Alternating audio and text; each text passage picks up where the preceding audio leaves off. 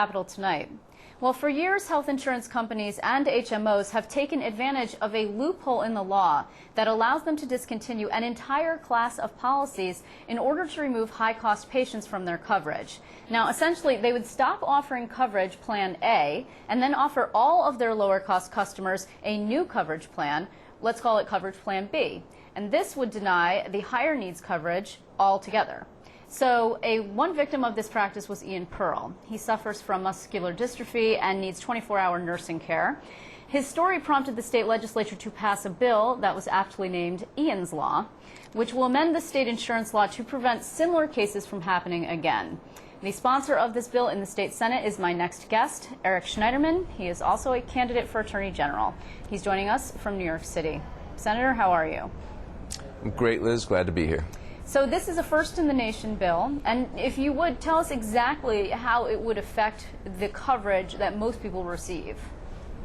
Well, insurance companies have been prohibited by law for years from canceling your policy just because you get sick. I mean, that's the whole point of having insurance. You pay your premiums, and then if you get very, very ill, they have to cover you.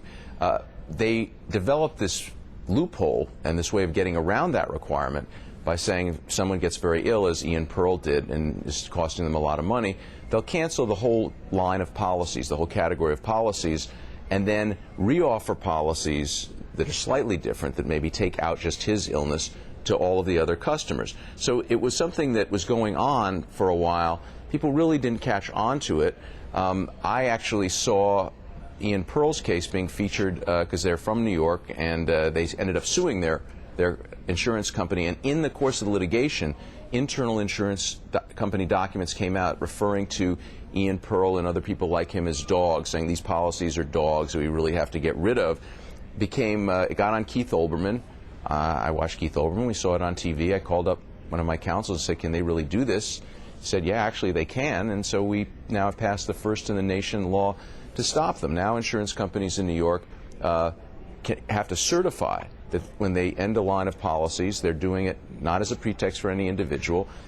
Customers who have evidence that they are doing it as a pretext can go to the insurance department. We explicitly authorize the insurance department to investigate and deal with the situation, and we give the families like the Pearls a right to go to court and enforce the law. So we've covered this. We've stopped this pretext.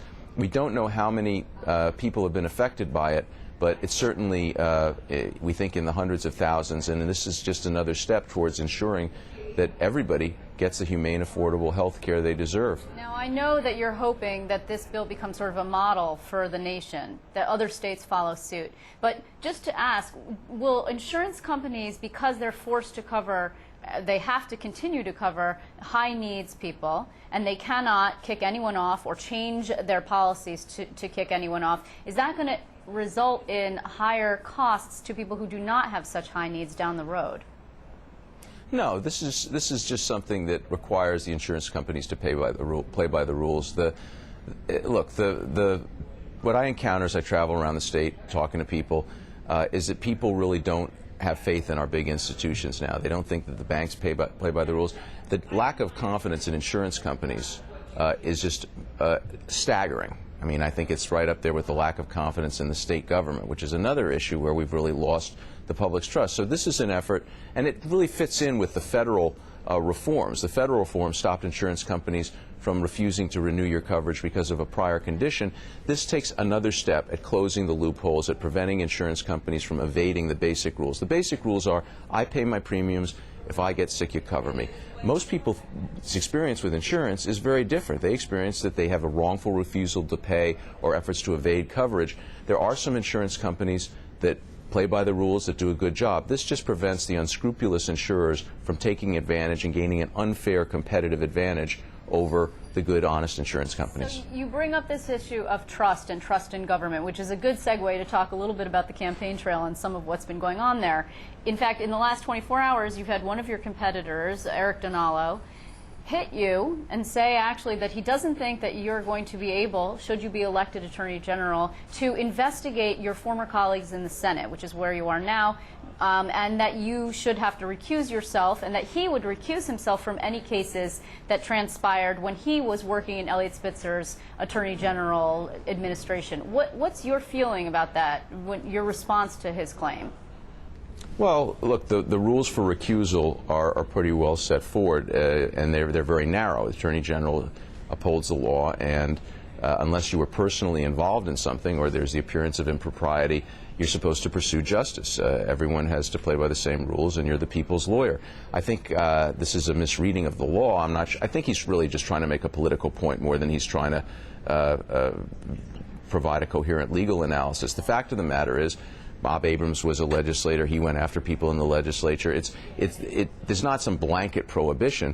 You just have to avoid areas where you're personally engaged or where you believe that it's just, for example, Andrew Cuomo decided that he would recuse himself personally from the investigation into Governor Patterson because of the possibility or the perception that there was a political agenda. Those are the circumstances for recusal. There's not some blanket rule that if you ever were a part of an organization, you can't have anything to do with investigations of that organization. But point not apt. In other words, the Senate has been sort of known for its dysfunction. You have been part of that body for a long time. And the question is, are you too close to the people who are in the Senate to be able to aptly investigate them when and if you're elected AG? And the assertion given my record is really absurd. I think you should call Hiram Monserrat and ask him whether or not I'm willing to investigate people in the Senate. I'm the only person running for office who's ever actually taken on leaders of the legislature. I took on the Democratic and Republican leaders of the Senate, both of whom are no longer in power. And I'm the only person in modern history to chair a committee to investigate and expel a corrupt senator. I did that while I was sitting in the same house with the guy. If I'm an independent attorney general, the public, I'm the one candidate running that the public can have absolute confidence will have no hesitation about going after corruption in government. Okay, but to play devil's advocate, Hiram Monserrat was not a popular person. It wasn't really difficult to go after Hiram Monserrat. He was actually convicted of a misdemeanor of assaulting his girlfriend, which made him very unpopular. I mean, let's argue that Senate Democratic Conference leader John Sampson, who supports you, who is fundraising and helping various candidates, including you, gets into trouble. Will you be able to investigate him? Oh, absolutely. And I think the point about Hiram Monserrat really misstates the situation. He and I worked together on immigration issues. We had a collaborative relationship on a lot of public policy matters. And the issue is not so much Monserrat. The issue is that in the legislature itself, there was tremendous resistance to my efforts to investigate and expel someone who wasn't automatically expelled under the felony rule. It was raising the standards, because what I'm running for and what I think the people want to see is an attorney general who will raise the bar and raise the standards in Albany. We have to be held to a higher standard. Ethics, the sense that people are in government for themselves rather than to serve the voters, has to be eliminated. And I'm a progressive Democrat. I believe in government as a force for good. And that's why I believe I have to be the harshest critic of corruption, waste, and fraud in the government. And that's why I pursued Senator Monserrat. That's why another bill where New York is first in the nation, the governor just signed my Fraud Enforcement and Recovery Act, which is the toughest anti-fraud bill for government contractors and anyone trying to rip off the government in the United States. So my record on this is very clear. I don't think there's any question that I'll pursue whatever cases come up. I do think this is really just an effort to provide a political distraction. You know, look, this is a political campaign, Liz. People trying to make points wherever they can. I'm getting traction all over the state. I've got the broadest, most diverse coalition of supporters. The energy in my campaign is tremendous. I'm off to Buffalo tonight to pick up more support. And I understand that my opponents are going to take shots at me as I move up, but that's just politics. Okay. The race is actually coming down, not to the wire yet, but it's less than a month to go. And you have two of your opponents. You have Sean Coffey, who has been on the air with TV ads, and you had Nassau County DA Kathleen Rice. She's now done 2 ads in 2 days. You have yet to get onto the air. When will you be on the air? And have you seen Kathleen Rice's ads at all? And what did you think of them? I saw the first one. I'll be on the air soon enough. I'm, not here to provide the details of my campaign strategy, but the voters will see a lot of me on TV. They'll hear a lot from me in the mail, and they will have everything they need to make their decision and to vote for the best candidate. I saw her first ad. I don't know. I have a hard time evaluating how these affect people. It didn't inspire me to come out and vote for her, but I'm not sure I'm the average voter. Yeah, I'm not so certain you were the target audience for that, actually. But did you? Well, I am a prime voter. I actually have a very good voting record, so I would be the target for that. Well, speaking of prime voters, actually, the primaries, the Democratic primaries, tend to draw out sort of true believers, if you will, the generally left of center in a Democratic primary, which would position you pretty well. One would argue you are pushing your liberal cred, if you will, for this race. There's been some concern that will you be too liberal if, in fact, you win the Democratic primary to face off against the Republican, particularly statewide, where upstate trends a little bit more conservative? Oh, I have absolutely no concern about taking on Dan Donovan in the general election. I think what voters want is someone who stands for something, who says, look, here are the problems. I'm an activist. Here are how we're going to solve the problems. I have the most specific proposal of any candidate to decentralize the Attorney General's office, to actually have more Assistant Attorneys General in the regional offices upstate, to have a public integrity officer in every one of those offices to ensure that there's someone to go to if there's local corruption to report. I think people are looking for someone with an activist approach. People are looking for someone who stands for something, frankly. The conservatives didn't do so well in American politics over the last 30 years by being wishy-washy. They stood on principle, they made assertions, and they backed them up. I think the voters in this state will want a pro-choice candidate who's been endorsed by NARAL Pro-Choice New York, want someone who's tough on gun violence. I just got endorsed by New Yorkers Against Gun Violence. Is someone who stands for all people's civil rights, and I just was endorsed by the Empire State Pride agenda a few weeks ago. So I think I'm in sync with the mainstream of New Yorkers. This is a progressive state.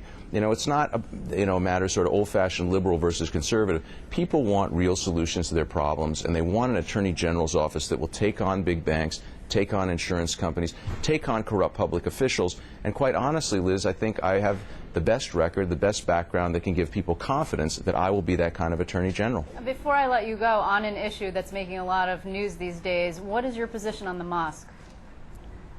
Well, interestingly enough, I think all of the candidates in this race affirmed, that it appears that they have a legal right. They followed all the procedures with the community board to build the mosque. I think the issue of whether they should be looking at another site has been raised.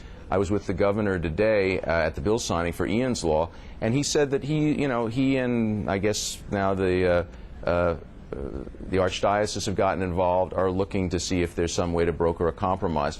That might be the right way to go, but we have a very basic principle of religious freedom in this country that all of my opponents agreed with, that if they have a legal right to build it, the government has to be very, very careful about ever telling anyone you can't build here because of what your religion is. So I don't. This is one where I think all the candidates in the race have a consensus. A rare consensus among all five of you, actually. Thank you. There are a few. Thank you, Liz. Thank you very much, Eric Schneiderman. We'll be seeing you. Travel safe upstate. Thank you. Bye-bye.